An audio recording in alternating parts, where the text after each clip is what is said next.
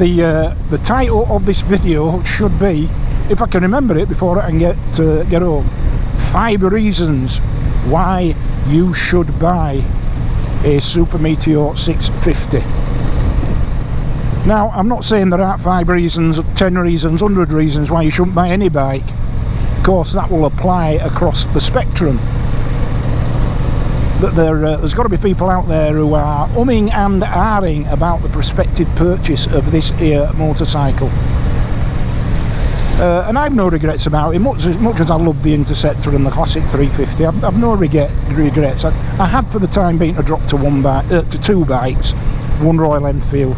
That may change next season, depending on what transpires. But for the time being, that's how it's got to be. So, yeah, I could have shedded an Interceptor, I could have shedded the Classic, and I could have shedded the Pan, and a lot of people out there wanted any one of those potential permutations to prevail. Probably a little bit surprised at the outcome. But here we are, I've no regrets. So, 5 reasons why you should buy this here Royal Enfield Super Meteor 650. Right, well, I'm going to align this along the 5 senses. Yep, 5 senses. So we're talking sight, sound, feeling, or touch, if you like, smell and taste. Hey, now then, Wheeler, how are you going to manage that, you're all asking? Well, let's have a go, shall we? So, looks, sight, looks. This bike looks $1 million. And you've got to give Royal Enfield credit for the fact that they are not known for their cruisers. They do not have a legacy of cruiser motorcycle DNA in their makeup. They don't.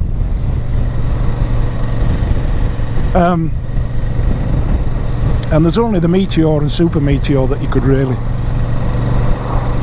class currently as cruisers. So to be able to come up with such a cracking design for a cruiser motorcycle against that background of a paucity of previous like models is one hell of an achievement. And these bikes are designed in England, of course. The design team is based in good old Blighty in England. So top marks, guys, for coming up with a fantastic looking bike. The proportions are spot on, the geometry's spot on, the structure's spot on, the aesthetics are superb. The whole is definitely more than the sum of its parts, but they all blend together to bring about a piece of automotive art, a sculpture, if you will.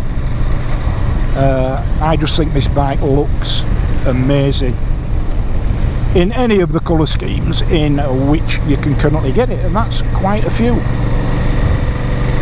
Next best one to this is the Interstellar Green, I think, or possibly the Celestial Blue. This is Celestial Red. So yeah, look, so that's one reason. It looks bloody fantastic. There's a good reason. Right, number 2, sound. Sounds awesome. You might want to put aftermarket exhausts on, but it sounds awesome with the 080M exhausts on. I hope you can hear them, because there is so much character associated with this parallel twin engine now that it's really proven itself in terms of its reliability and endurance and durability. But in terms of its character as a parallel twin with a 270-degree firing order, it's nailed as an audio experience. So this bike sounds fantastic, and it really gets you into the 60s vibe of British motorcycling. So yeah, sounds good. Feels good, totally, particularly with this touring seat on. Of course, you can get the touring seat as an upgrade on the standard Super Meteor, but with this here touring seat on and these slightly forward foot controls, not excessively forward foot controls, really comfortable.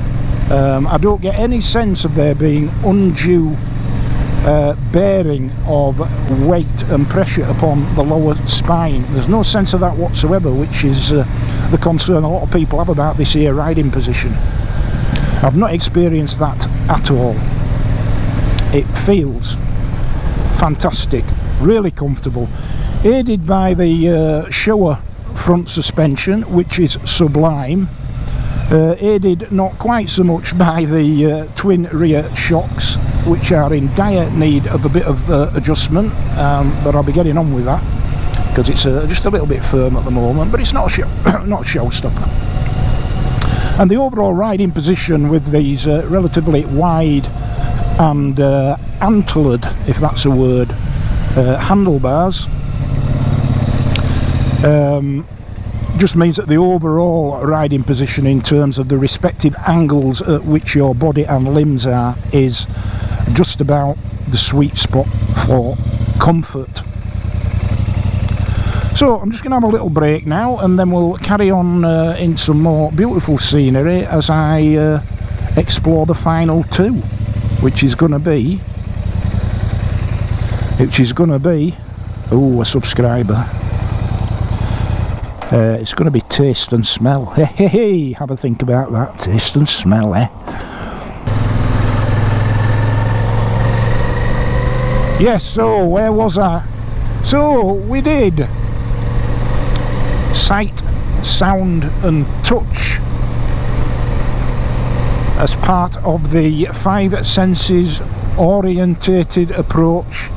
For me, telling you 5 good reasons why, if you're in the market, you should buy a Royal Enfield Super Meteor 650. So yeah, we're left with taste and smell. Oh, well, let's start with smell then. This really applies to all new bikes, doesn't it? You know that smell you get when you walk into a motorcycle showroom, and I don't know quite what it is, but and it's the same with cars, isn't it? So I think there's a certain alchemy goes on, a certain bit of black magic goes on when you throw together enough metal, plastic and rubber, hey, and a bit of fuel, and you get an automotive smell, don't you? It's unmistakable. And yeah, every time I walk into Appleyard, you know, it's beautiful. And every time you get a new bike and you put it in your garage, and you get up next morning, you open your garage and you walk in, you can still smell it. And I can still smell it with this bike. And I don't know whether Royal Enfield do it on purpose, because at first I thought, oh, is there a bit of a fuel leak for the Classic and the Interceptor? But they all do seem to have a little nostalgic whiff of a petrol to them, and I don't think it is a fuel leak or anything like that at all. I think it's a little bit of subtle weaving into the construction process by Royal Enfield, that in a further attempt to emulate the days of 1960s British motorcycling, where every bike leaked petrol to a certain extent, in the old carburetted days. You know, normally aspirated engines, but I think they've decided just to take a nuanced approach and by some magic or other get the bikes to smell like 1960s British classics. But they have that slight nostalgic whiff about them, and yeah, just a bit of A bit of alchemy happens when you throw together all those components and stick them in your garage, and the Royal Enfields are no exception. Except I'm convinced, I may be wrong, except I'm sort of convinced that they've found an ingenious way of generating a petrol-like smell without there being any leaking petrol. Any road up. So they smell nice. Now, taste. Number 5, taste.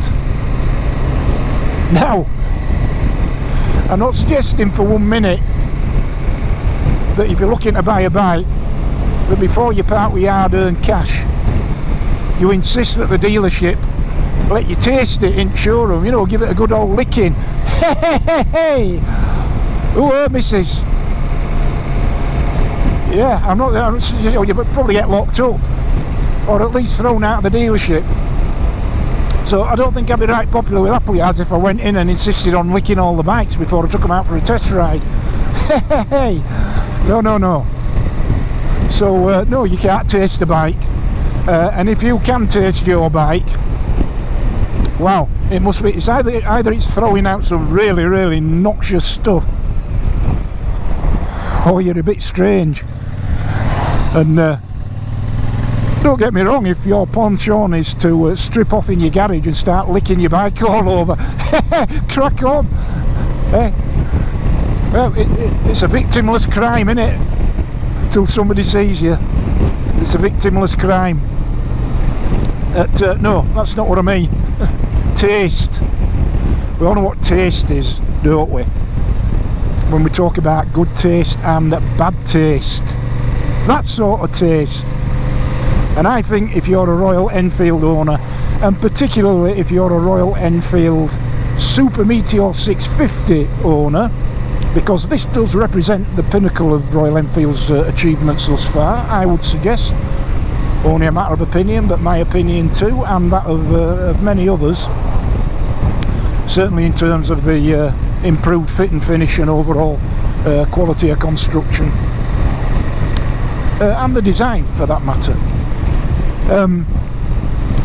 I think if you own one of these, you display great taste indeed, for not only are you giving expression to your nostalgic credentials, and maybe even some cases showing your age, like me, which is not always a good thing, but you are portraying yourself as rather dapper. Not really a hipster as such, but just a dapper gent in that quintessentially English way. There's that song by Roger Miller, England swings like a pendulum do, Bobby's on bicycles 2x2, all of that. I don't know if you've heard that song. Very famous song from the 60s and 70s. And there's a couple of lines in there. One is laughing at the way they talk, fumble all in vain. And it goes on, gawping at the dapper gents in derby hats and canes, or gawping at the dapper gents with derby hats and canes. Hey, gawping at the dapper gents with derby hats and canes. And just, yeah, dapper gents. So if you think of the stereotypical image of the 1960s English city gent, particularly from London, derby hats. Yes, my American friends, it's pronounced Derby. Derby hats and walking sticks. Very dapper. And being dapper means having good taste in your presentation, your deportment, no less. And as far as bikes go, I think that Royal Enfields, and particularly the Super Meteor 650, are like a pair of nicely pressed morning suit trousers with a waistcoat, jacket, derby hat and walking cane. Yeah, so the bike looks good, but it also makes you look good, and the bike sounds good, and I might humbly suggest this bike, well, I'm going to say makes me sound good, but it certainly increases my vocabulary when I get on it. Hey! And the bike feels good, and it certainly makes you feel good when you ride it. Smells good when it's new, but I can't guarantee it's going to make you smell good. And it displays good taste. Yes, I think you cut a very smart image when you're on a bike like this. Aye, so there we go, there's my dubious logic manifesting itself yet again up here, right on the top of the world.